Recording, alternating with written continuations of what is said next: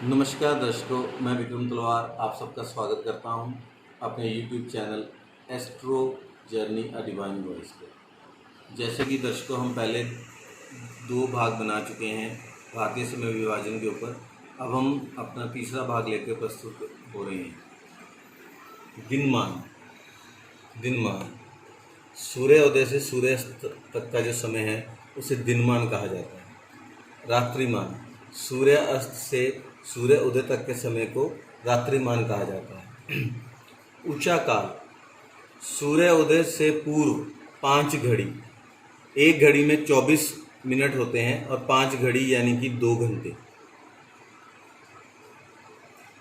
के पूर्व जो समय है उसे ऊंचा काल कहा जाता है। दर्शकों, यहाँ मैं ये बताना चाहता हूँ कि लाल किताब के अनुसार सूर्य उदय से 2 घंटे पहले का जो समय है वो केतु का अरसा गिना जाता है। सूर्य उदय होने के बाद 8 बजे तक का जो समय है वो बृहस्पति का गिना जाता है और 8 बजे से लेके 10 बजे तक का जो समय है वो सूर्य का गिना जाता है। 10 से 11 बजे तक का जो समय है वो चंद्र का गिना जाता है। 11 बजे से लेके 3 बजे तक का जो समय है वो शुक्र का गिना जाता है। 11 बजे से लेकर 1 बजे तक का जो अरसा है वो मंगल का गिना जाता है।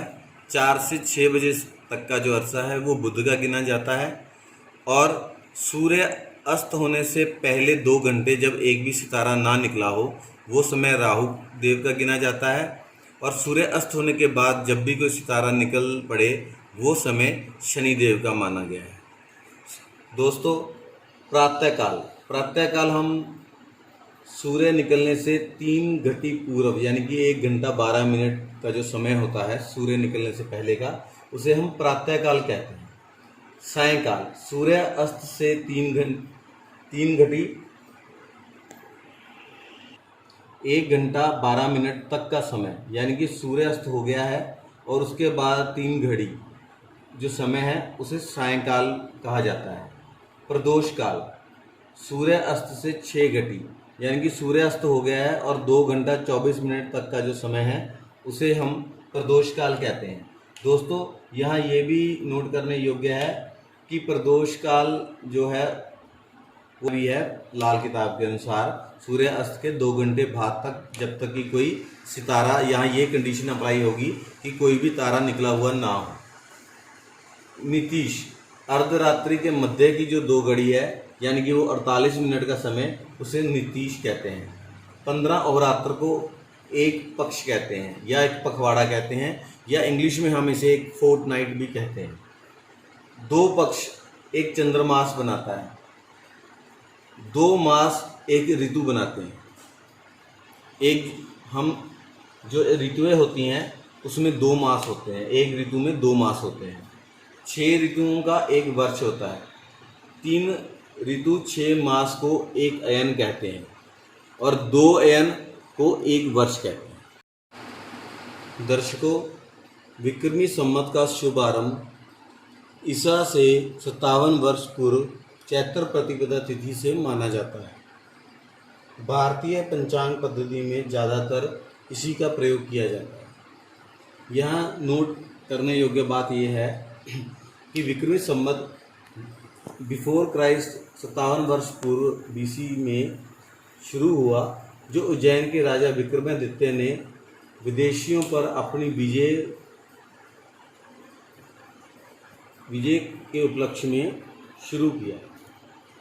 चंद्र वर्ष की जो शुरुआत है वो चैत्र मास के शुक्ल पक्ष की प्रतिपदा तिथि से होती है। परंतु दोस्तों, सौर वर्ष और चंद्र वर्ष में 10 दिन 53 घड़ी और 21.5 पल का अंतर होता है। सौर वर्ष 365 दिन 15 घड़ी 22 पल 57 विपल का होता है। चंद्र वर्ष 354 दिन 22 घड़ी 1 पल और 23 विपल का होता है। सौर वर्ष और चंद्र वर्ष में सामंजस्य स्थापित करने के लिए हमारे भारतीय पंचांग पद्धति में हर तीसरे वर्ष एक अधिक चंद्रमास को जोड़ दिया जाता है। दोस्तों, यहाँ ये नोट करने योग्य बात है कि जो भी अधिक चंद्रमास होता है उसमें सूर्य संक्रांति नहीं पड़ती, और जो भी क्षय चंद्रमास होता है उसमें 2 सूर्य संक्रांति पड़ती हैं। जो क्षय चंद्रमास है वो हमेशा कार्तिक, माघ और पौष के महीने में ही आता है। दोस्तों, भारतीय वैदिक ज्योतिष के अनुसार क्षय और अधिक चंद्रमास में विवाह, यज्ञ, मुंडन और किसी भी शुभ कार्य को करना की मनाही की गई। दर्शकों, अगर भारतीय समय विभाजन के ऊपर दी गई जानकारी आपको अच्छी लगी हो तो आप मेरे चैनल को लाइक, शेयर और सब्सक्राइब करें। सब्सक्राइब के साथ ही एक घंटी की आकृति का बटन है, उसे दबा के आप सब्सक्राइब करें। इसी के साथ मैं अपनी वाणी को विराम देता हूँ। नमस्कार, और जल्दी ही मिलेंगे हम अपने अगले वीडियो।